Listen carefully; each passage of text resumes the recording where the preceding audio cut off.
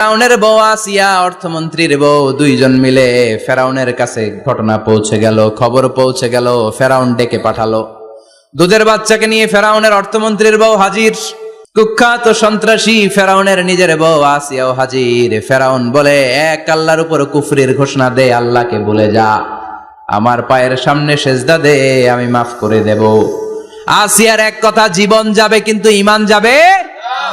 ফেরাউনের অর্থমন্ত্রীর স্ত্রীরও এক কথা, যে আল্লাহর কাছে আমরা মাথা নত করেছি, পৃথিবীর কোন শক্তির কাছে ওই মাথার নত হতে পারে না। ফেরাউন বলল, তাই নাকি? দেখি তোদের ইমানের পাওয়ার কত বড়। অর্ডার করলো, বিশাল বড় পাতিল নিয়ে আসো, কড়াই নিয়ে আসো, কড়াই ভর্তি তেল গরম করতে শুরু করো। টকবক টকবক করে কড়াইয়ের মধ্যে গরম তেল। ফেরাউন বলে, ও অর্থমন্ত্রীর স্ত্রী, তোমারে অনেক ভালো জানতাম, এখনই আমার পায়ের সামনে সেজদায় লুটিয়ে পড়ো, আল্লাহরে ছাড়ো, আমি তোরে ছেড়ে দেব। অর্থমন্ত্রীর বউ বলে, এত সোজা না। সুবহানাল্লাহ বলে, কি ঈমান!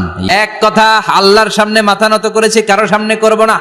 আসিয়া কিন্তু দৃশ্যটা দেখেছে। ফেরাউন বলে, আসিয়া, কত অন্তরঙ্গ সম্পর্ক আমাদের, আজীবন কত ভালোবাসা ছিল, কত খুনসুটি ছিল, কিন্তু আমার পায়ের মধ্যে সেজদা দিয়ে প্রমাণ কর তুই আমারে ভালোবাসিস। আসিয়ারও একই কথা, জীবন দিব কিন্তু ঈমান দিব না। ফেরাউন বলল, তোকেও আমি ছাড়বো না, তোকে আমি উলঙ্গ করব। হাজার হাজার মানুষের সামনে আসিয়ার কাপড় টেনে নেওয়া হলো, তক্তার মধ্যে শুইয়ে তক্তার মধ্যে হাতে পায়ে পেরেক মারা হলো।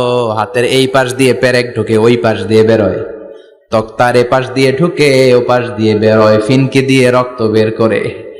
আসিয়া সহ্য করতে না পেরে ডেকে বলে, আল্লাহ, ফেরাউন থেকে তুমি আমারে বাঁচাও। এই দোয়াটা সূরাতুত তাহরিমে আল্লাহ সরাসরি কোট করেছেন, রব্বিবনিলি ইনদাকা বাইতান ফিল জান্নাহ। ও আল্লাহ, মালিক, তোমার পাশে জান্নাতে একটা ঘর বানায়া দিও। এরকম একটা সংগীত আছে না নাই?